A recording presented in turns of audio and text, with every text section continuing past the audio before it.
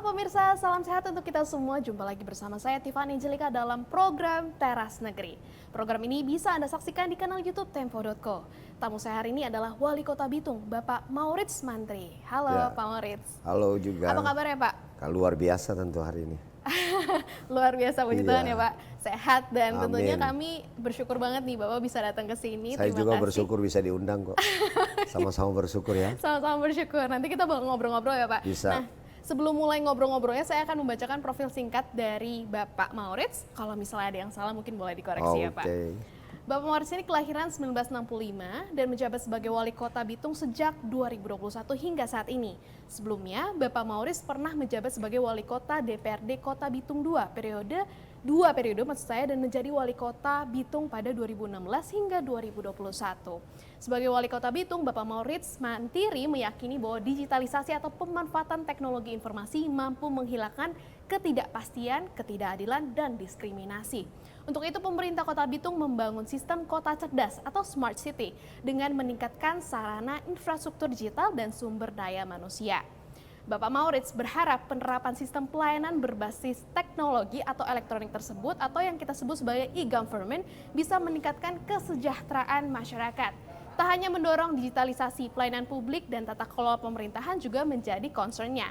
Pemerintah Kota Bitung juga berupaya meningkatkan kemandirian dengan mendongkrak tingkat partisipasi pendidikan, derajat kesehatan, jiwa sosial yang baik, serta tingkat perekonomian yang berkembang, hingga angka harapan hidup yang tinggi. Mengenai kesejahteraan, pemerintah Kota Bitung berusaha meningkatkan kesejahteraan masyarakat melalui indikator pertumbuhan ekonomi, menekan angka pengangguran dan penduduk miskin, indeks pembangunan manusia, serta kemampuan beradaptasi dengan kebiasaan baru pada pandemi COVID-19. Dan untuk mengetahui lebih lanjut lagi nih bagaimana pembangunan di Kota Bitung, langsung aja kita berbincang dengan Bapak Maurits. Nah, ini saking panjangnya Pak, prestasinya tadi agak belibet dikit. Cuma Pak, ini profil Kota Bitung nih seperti apa? Mungkin teman-teman di sini pengen tahu. Dari sekian banyak prestasi, juga perkembangan, dan juga tadi usaha prioritas ya. Kalau saya baca ada terkenalnya 5 dimensi kota ini. Ada tadi pelabuhan, terus juga pariwisata, pemerintahan. Yes. Nah Pak, boleh dijelasin nggak Pak? Ya, memang kita lebih banyak dikenal sebagai kota perikanan. Ya. Itu tidak bisa dihindari. Tapi kalau lihat dari struktur ekonomi yang kita miliki dari kontribusi PDRB, sebenarnya kita lebih dikenal dengan kota pelabuhan. Karena pemberi kontribusi terbesar untuk PDRB kita yang hampir 19 triliun itu adalah transportasi. Dalam hal ini sektor di pelabuhan. Kedua adalah industri, dalam hal ini industri perikanan yang mayoritas. Ketiga adalah pertanian. Dan terakhir ini sementara menonjol juga tentang pariwisata. Nah, kalau bicara tentang terbesar kontribusi leading sektor kita berarti menguasai 60% up. Pemberi kontribusi terhadap PDRB kita. Oleh karena itu, kita sekarang ini lebih banyak dikenal dengan kota perikanan. Kenapa? Karena kalau lihat dari unit pengolah ikan yang ada di Kota Bitung cukup besar juga.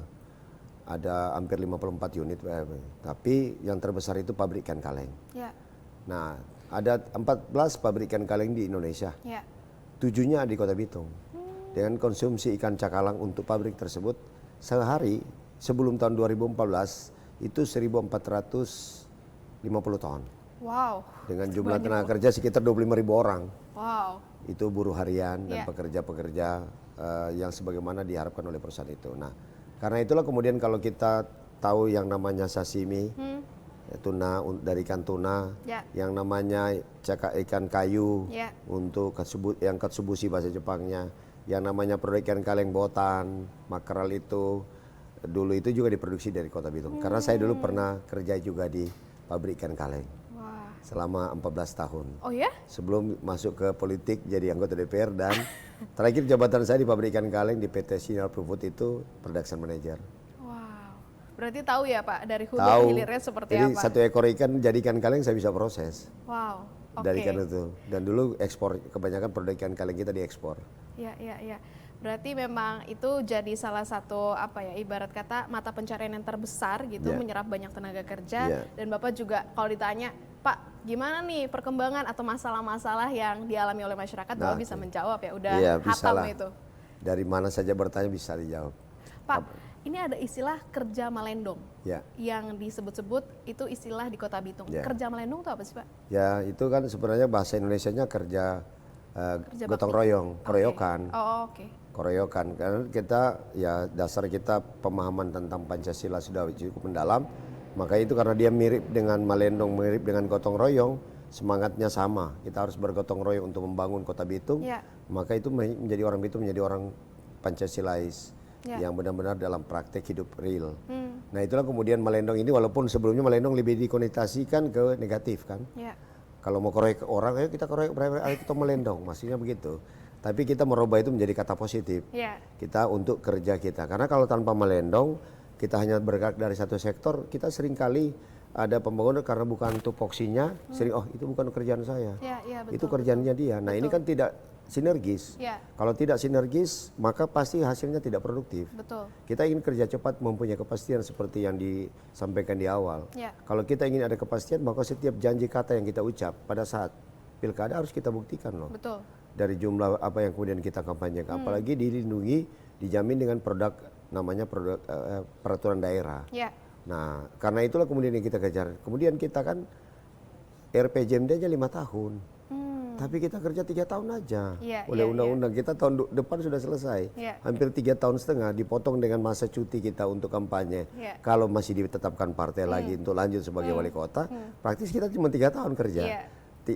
Rencananya 5 tahun, pikirannya 5 tahun, tapi kerja realnya 3 tahun aja diperas-peras. Iya. Makanya kita lagi kejar-kejaran. Kalau kita kerja masing-masing dinas kerjanya individual, nggak bisa, dengan semangat nggak kejar melendong ya, nggak bisa kekejar kita. Berarti mau lanjut lagi, Pak? Ah itu tergantung partai, kalau kita tergantung partai. Kalau partai masih menugaskan, ya kita lanjut. Oke, Pak, ini tadi juga Kota Bitung itu mengedepankan digitalisasi. Ya. Nah, ini seperti apa digitalisasi yang dilakukan sampai sejauh ini dan dampaknya seperti apa sih, Ya, Pak? itulah yang kemudian seperti kita cerita tadi, kita karena waktu sebelum penetapan visi misi, Ya. kita udah berpikir ke depan kan. Ya, Wah kita ini waktunya ternyata 3 tahun. ya, Nah, digitalisasi ini kan salah satu cara untuk lebih membuat efektif, efisien, dan lebih produktif.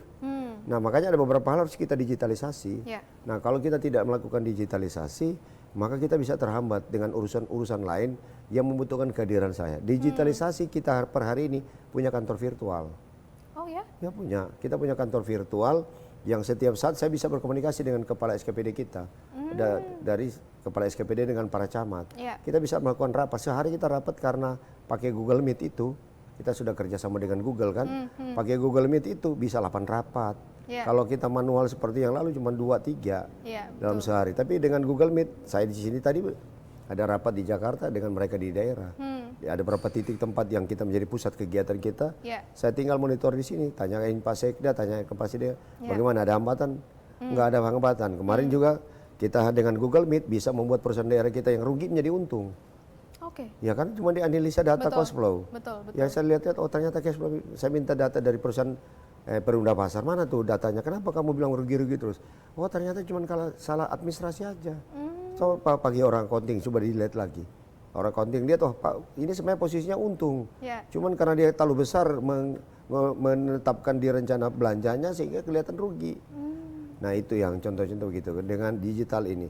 Belum Emadoc, kita punya aplikasi Emadoc yang notabene kita bisa tahu. Yang bisa tahu bahwa surat menyurat kita sudah ada di posisi mana sih.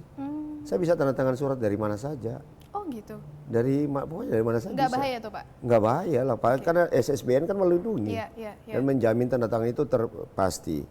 Jadi dengan digital hari ini saya bisa tahu penduduk saya yang ulang tahun. Siapa? Penduduk yang mau ulang tahun? Yang ulang tahun siapa aja. Oh, Bapak berarti bisa Bisa ngucapin secara langsung gitu, Pak? Bisa. Sekarang kan pakai Blast udah bisa ini. Ini daftar nama-nama mereka yang ulang tahun hari ini di Kota Bitung. Wow. Ya saya bilang setiap hari saya Blast, selamat ulang tahun ya.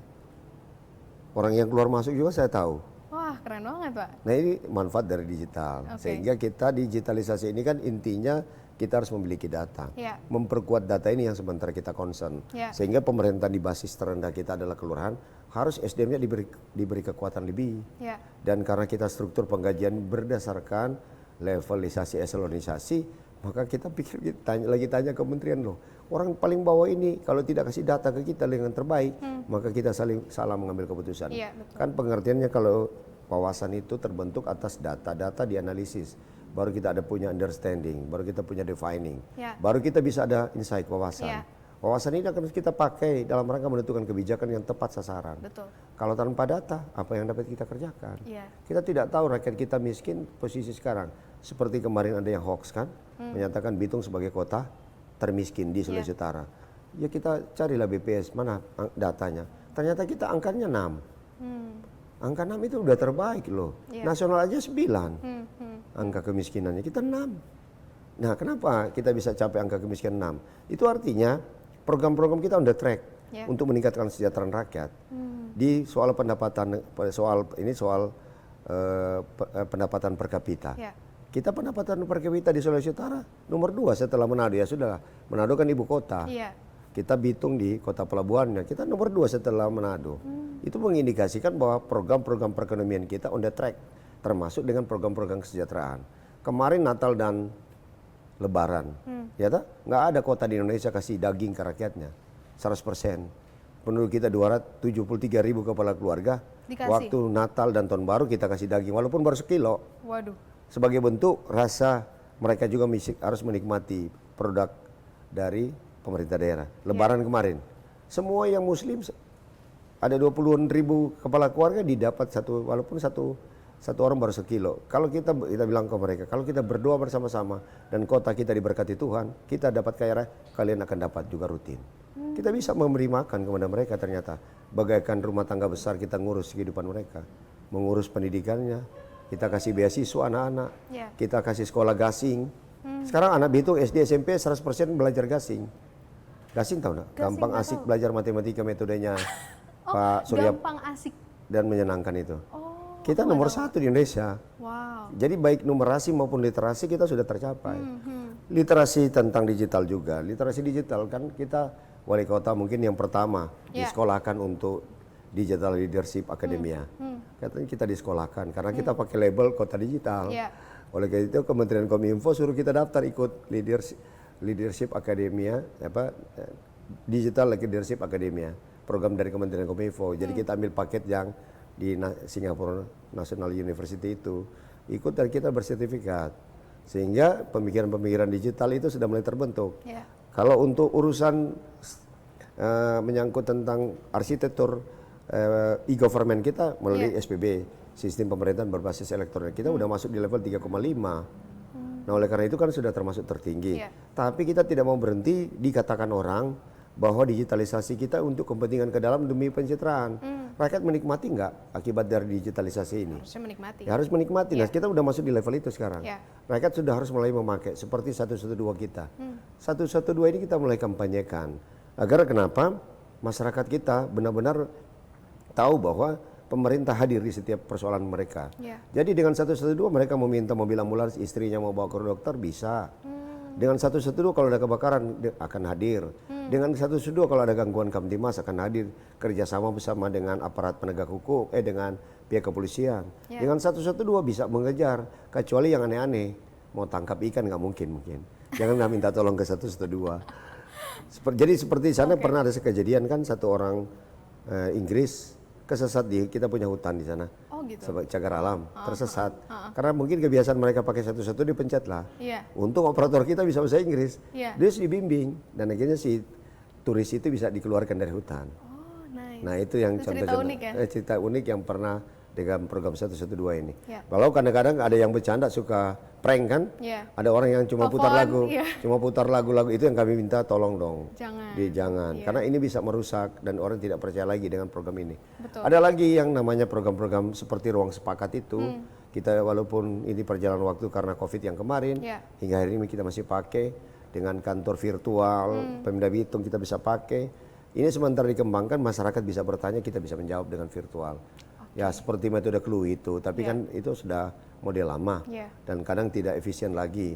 Tapi kita mengaman karena kita udah kerjasama dengan Google.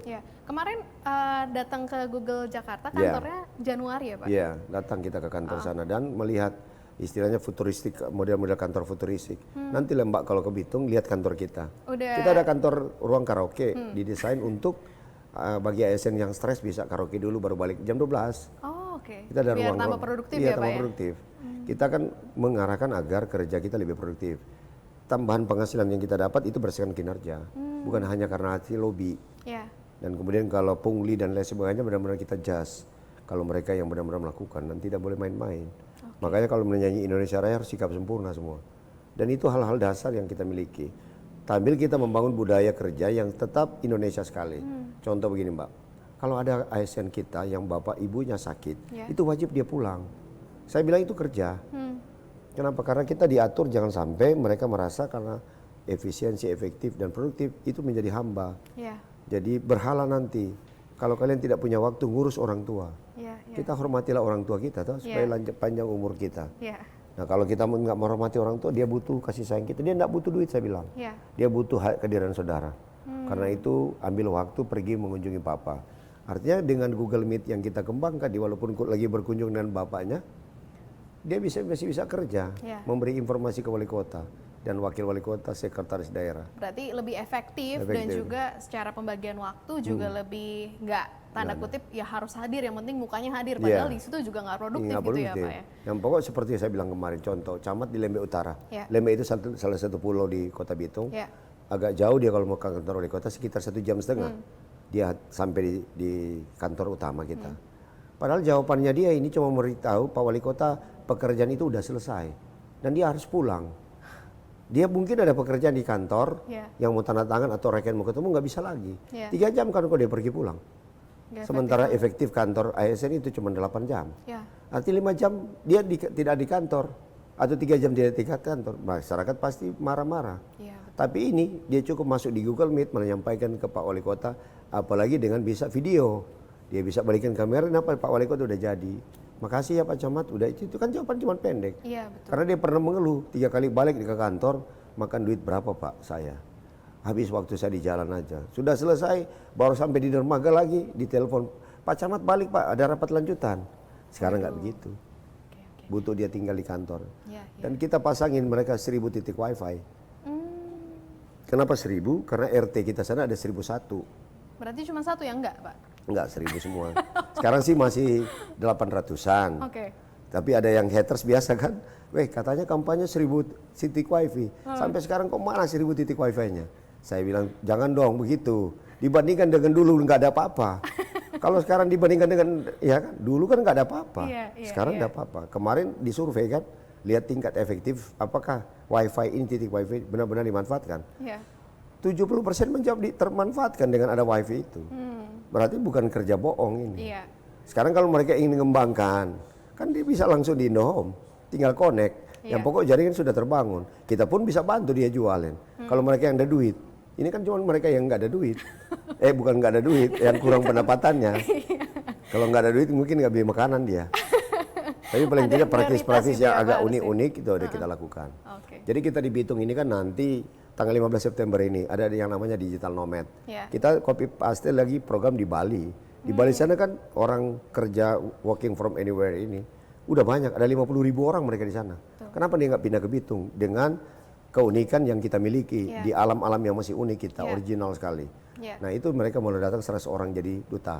Ketika itu tahun 2004, baru kita ada Festival Pesona Selat Lembe. Festival Pesona Selat Lembe, bulan tanggal 4 hadir dong ke sana, bilang sama bos.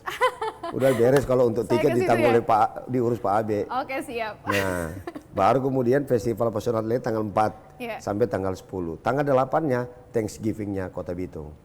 Jadi makan gratis di mana aja. Rakyat siapkan makanan. Belum pernah rasakan? Belum. Nah itulah pergi lihat makanan gratis. Waduh. Kemarin sih sudah tingkat provinsi pengucapan syukur. Tanggal 8 September kemarin itu pengucapan makan bebas. Kemana-mana aja masuk rumah makan gratis. Kemudian tanggal 8 kita pas bertepatan juga ada kapal cruise jumlahnya 2.750 orang. Parkir di Kota Bitung. Sekalian kita pesta sama mereka turis. Sebelumnya juga ada kan kapal ada ke Arcadia. Mereka datang kemudian karena kita bagi-bagi hadiah di pelabuhan. Jadi kita beri uang dulu. Jadi kemarin kan kita habiskin uang untuk mereka itu sekitar 2 miliar lebih. Kalau kita kalkulasi 2.500 orang itu belanja di kota kita, masuk ke pasar-pasar beli aneh-aneh, itu 10 miliar ada. Saya bilang ke rakyat, kalau 2 miliar ini kita bagi-bagi ke kalian, pasti yang muncul ada cerita. Oh itu yang mendapat keluarganya Pak Wali Kota, orang dekatnya Wali Kota. Nah itu pasti bermasalah, timbul pemikiran yang jelek. Tapi kalau itu kita kasih ke turis, nanti dia balik dia belanja. Ini juga kita sementara siapkan uang untuk dapat makanan gratis, minum bir gratis. Wah, enak banget. Biar dia bisa datang. Sudah 3 kapal pesiar dalam jangka waktu setahun ini datang Ya. untuk Berarti mampir itu ke tempat. menjadi salah satu pelayanan di pelabuhan. Iya, ini pelayanan sendiri. kita makin diperbaiki. Apa aja Termasuk tuh, Pak, dengan selain administrasi perkapalannya. Kita bantu. Bilang ke KSOP apa sih masalahnya. Kalau ada karantina minta tolong dipercepat dong, jangan dilambat-lambatin. Mereka kan paling jengkel ada buang-buang waktu. Iya, betul. Karena turisnya itu mau pingin jalan-jalan. Nah, mudah-mudahan kita kemarin juga dapat info dari Pelindo, ada lagi 1 kapal mau parkir lewat Bitung. Wow. Nah, kita kalau baca sejarahnya Vanuatu itu satu daerah yang terpencil, tapi sekarang menjadi daerah terkenal. Hanya sebuah kapal Queen Mary datang dengan jumlah waktu 2.500 orang. Artinya kalau pakai apple to apple itu kita sudah hampir 5.000 orang loh datang ke Kota Bitung, kota perikanan. Makanya bilang tadi PDRB kita dulu kan di lebih banyak ke sektor Iya. transportasi, industri, pertanian. Sekarang pariwisata lagi naik-naik. Kalau dia naik-naik, saya percaya yakin kita berada di jalur emas Iya. untuk generasi emas di 2045. Saya ngeliat tuh Bapak buat reel sama salah satu kayak traveler ya Pak, masih muda. Iya. Terus dia kasih tahu ada salah satu tempat yang indah, terus Iya. kayak diving gitu ya Pak, Iya. betul nggak sih Pak? Iya. Nah Benar. itu gimana Bapak Dia caranya TikTokers mendorong juga. TikTokers juga ya? Bagaimana caranya Bapak mengembangkan pariwisata ini sendiri sampai sejauh ini Pak? Jadi begini, intinya kan kita harus buat, kita sudah punya sebenarnya lokasi-lokasi yang notabene tidak kalah dengan Iya. daerah lain, tidak kalah dengan Raja Ampat. Cuma kita kurang poles. Mutiara itu kalau nggak diikat nggak mengkilap. Iya betul. Nah, makanya saya bilang untuk membuat mutiara kita mengkilap, rakyat yang menentukan, komunitas base. Betul. Kita banyak belajar ke Banyuwangi tentang ini, banyak belajar sejarahnya Banyuwangi, bagaimana dia mampu meningkatkan PAD. Kita nggak mau malu lah. Ya. Kita mau meningkat bagaimana menata bersih itu ke Surabaya oleh Ibu Risma yang hebat itu. Ya. Kita mau melihat kehebatan Pak Ahok dalam kepemimpinan, bagaimana mengatur Tanah Abang walaupun berantem. Sehingga kita juga akan bisa mampu seperti itu. Iya. Tiga tokoh ini yang hebat ini, mereka sudah jadi menteri-menteri sekarang, orang-orang hebat. Which one Pak yang paling menginspirasi Pak? Ya, yang Pak walaupun Asnar, berantem atau? yang paling sangat inspirasi sebenarnya Pak Aswar. Oke. Kemudian Ibu Risma mampu membersihkan sungai kemudian Pak Ahok yang mampu membuat Tanah Abang yang semeraut itu jadi rapi. Iya. Mereka ini orang-orang hebat. Sama terakhir yang kita tahu sendiri bagaimana Jawa Tengah yang miskin tiba-tiba menjadi lebih hebat, itu Pak Ganjar juga termasuk gubernur hebat. Waduh. Jadi minta maaf ini bukan kampanye, tapi karena ditanyain ya kita jawab. Ini ada keberpihakan parpol atau gimana nih Pak? Hah? Keberpihakan. Karena kita dididik dari satu sekolah yang sama, sekolah Oke. partai yang sama. Oke. Untuk keberpihakan kepada mereka yang kecil itu sudah, kita kan udah mau bilang partai tapi uang cilik lah. Nah karena maka karena lihat visi misi kita sama semua, mengacu ke Pak Jokowi karena diperintah oleh Ibu. Ya, ya. Pak, sebelum terlalu jauh nih ke politik, Pak. Ada nggak sih Pak harapan dari pemerintah pusat ataupun pemerintah Provinsi Sulawesi Utara terhadap pelabuhan di Bitung sendiri? Ya, begini deh. Kita kan banyak kerjaan-kerjaan yang nelayan kecil, kita ingin perikanan kita maju. Ya. Jadi urusan-urusan kapal-kapal kita yang kecil-kecil ini kan harus ada kewenangan di provinsi, ada kewenangan di Kementerian KKP. Ya. Kita tidak minta kewenangan, karena kalau minta kewenangan ribet, orang di sana nggak mau kasih kewenangan ke kita. Daerah ini kan sudah nggak punya kewenangan di laut. Ya. Makanya daripada itu kita minta pekerjaan lah. Karena kita masih punya dinas perikanan yang jumlah orangnya 38 orang. Nggak ada kerjaan dia. Sama THL-nya. Nah kita minta pekerjaan ke Kementerian KKP. Kalau ke provinsi udah kasih dia. Ini pekerjaan. Kenapa kalau kita minta? Kita bukan minta kewenangan. Karena di antara pekerjaan itu ada retribusinya. Ya. Nah kita nggak mau ambil duitnya. Kita ingin perlancar untuk rakyat kita saja. Ya. Makanya kita bilang kita minta pekerjaan bukan kewenangan. Dikasihlah kita pekerjaan itu. Karena sayang kita punya pegawai yang jumlah banyak, tapi tidak pekerjaannya sedikit, volume pekerjaan sedikit. Karena dulu kerja kita dapat bagian untuk laut. Nah untuk bagian perikanan lautnya ini sudah nggak ada. Sayang kan dia tetap masih dapat digaji. Ya. Ini juga kita sudah menyurat ke KKP. Kasihlah kita pekerjaan. Karena kita punya pekerjaan. Jangan kita yang minta dikasihnya ke orang lain. Dia punya juga unit di bawah. Padahal kita yang minta untuk mengasah ketajaman karena orang-orang kita langsung berhadapan dengan nelayan-nelayan ini. Tapi kalau nggak mau dikasih juga nggak apa-apa, kita nggak mau capek juga.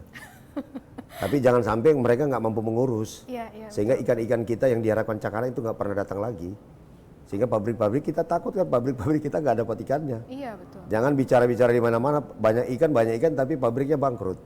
Ini fakta loh, Iya, bukan hoax. Selain itu apa Pak yang Bapak lakukan untuk mendukung kesejahteraan nelayan ini sendiri Pak? Jadi ya itu, kita melihat potensi karena ada dibangun jalan tol kan, artinya Bitung Manado makin dekat. Ya. Jadi kita menggairahkan kafe-kafe.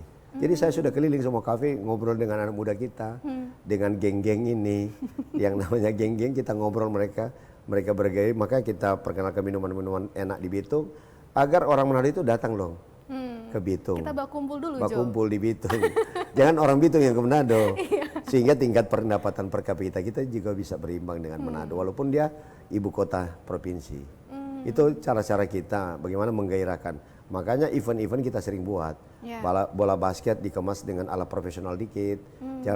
Jadi olahraga pun kita kemas ke IO yang notabene membuat dia makin menarik. Kalau bukan menekankan ke perlombaannya saja. Kalau perlombaannya yang kita tentang kan tentang fair play-nya. Kalau kemasan hiburannya kita harus juga kemas. Jadi harus ada hiburan seperti bola basket kemarin yang dibuat anak-anak milenial. Itu merah menyala itu juga bagus. Dia sudah ada cheerleadernya. Kan dikemas dulu kan nggak ada lah kalau kita tingkat cuman itu kan style-style di Eropa atau Amerika. Tapi udah oleh anak-anak muda ini udah bisa ternyata. Gaya cara kerjanya mereka. Berarti dibangun juga anak-anak muda di dibangun, Mbak. Komunitas. Melalui apa tuh, Pak? Melalui Millennial Kreatif, komunitas. Ada Bitung Akademia, ada Jo Millennial Kreatif, ada yang Merah Menyala. Mereka semua ini dipakai untuk membangkitkan, menggairahkan, jembatani, membridging antara program kita di tingkat pemerintah dan keinginan mereka, kebutuhan mereka di level tingkat ini. Nice. Nah, sampai sejauh ini hambatannya apa sih Pak untuk membangun atau mendorong UMKM ataupun anak-anak muda ini untuk terlibat dalam pembangunan Kota Bitung? Kita ada 14 produk dah lulus Amerika loh. Oh ya? UMKM kita masuk ke pasar Amerika. Nice. Kemarin ke Washington, ini lagi terobos ke New York. Wow. Oleh jaringan itu. Nah, kita punya jaringan dan dibantu. Kalau pasar-pasar lokal kita banyak. Udah kita sayang kita nggak bawa contoh amplang kita. Amplang kita lebih enak dibandingkan amplang dari yang biasa dari sumbernya. Kita nggak cobain dong. Iya, kita nggak bawa minyak. Tapi ada di itu. Di Borobudur ada. Oh, oke. Kan sekarang lagi Expo Discovery Sulut. Di Borobudur, bisa lah dicari situ. Oh, berarti ke Borobudur dulu nih, Pak? Iya. Oh, saya nggak ke Borobudur lagi. Balik Bapak nggak ke situ dulu. Aman acara aja di situ. Oke. Nah, Pak, sampai sejauh ini gimana sih Bitung Millennial Kreatif ini dikembangkan? Mungkin secara spesifik, Pak. Jadi kalau Bapak bilang kemarin kan contoh dari sisi musik kita punya Riddles Home itu. Home itu kan House of Music Education. Dia membangun anak muda. Kemarin kan 3 dari lulusan anak Home ini masuk ke Indonesian Got Talent. Oke. Ya masuklah. Yang tangan pokol itu kan dari Bitung. Baru yang juga yang populer itu yang terakhir menarik Saitun Voice. Itu bapak-bapak nyanyi itu, yang lagu gaya-gaya nge-rap itu. Baru kemudian yang Mayor Nine, baru ada anak buah kita, anak Bitung lagi yang main biola itu, masuk istana, terpilih. Nah itu salah satu cara kita. Bagaimana meningkatkan gairah anak Bitung bisa masuk ke, bagi mereka yang berprestasi kita kasih hibah, bantuan seperti Riddles Home kita kasih bantuan.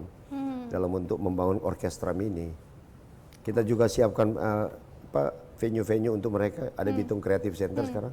Bagi mereka anak muda yang ingin berusaha silakan ambil tempatnya, tidak bayar. Tapi harus bayar. Ya paling tidak kalau dia sudah ada penghasilan, pendapatan, bayarlah sewa tempatnya. Tapi tidak malam-malaman. Karena bangunan itu kan dibangun dari uang rakyat juga. Iya, betul. Jadi harusnya mereka manfaatin. Cuman kan kita butuh biaya pemeliharaan aja. Betul. Nah itu yang biaya-biaya pemeliharaan bangunan itu yang perlu kita tarik. Agar setiap orang juga punya sadar bahwa ada biaya. Jangan semua jadi gratis. Menghargai. Iya, menghargai. Dan kesempatan yang diberikan. Pak, ini dari tadi kita udah ngobrol banyak terkait dengan perkembangan Bitung. Tapi closing statement dong Pak, dikasih kayak misalnya apa harapan Bapak terhadap masyarakat Bitung, di mana mungkin sekarang udah 1 tahun lagi ya Pak masa jabatannya. Yang Bapak bilang tadi, aduh sangat mepet ini, diburu-buru gitu kan. Apa Pak, mungkin ada closing Jadi kami statement? berharap marilah kita secara bergandengan tangan bersama-sama mencintai kota kita. Agar kota kita ini makin baik, makin rapi, makin indah, sehingga banyak yang akan datang berkunjung, belanja di Kota Bitung. Kalau dia belanja, maka pasti produk UMKM kita akan sukses dan berhasil. Kalau mau banyak cara, tidak mau banyak alasan. Baik, benar Pak. Kalau kebanyakan excuse, nah ini nggak jadi-jadi ya Pak. Oke, tapi nice. kayak itu, kalau mau banyak cara, tidak mau banyak cara alasan. Ada 1000 jalan menuju Roma. Amin. Ibarat orang lagi jatuh cinta tuh ada banyak banget cara untuk mengunjungi pacarnya ya Pak. Oke, terima kasih Pak untuk pernyataan penutupnya.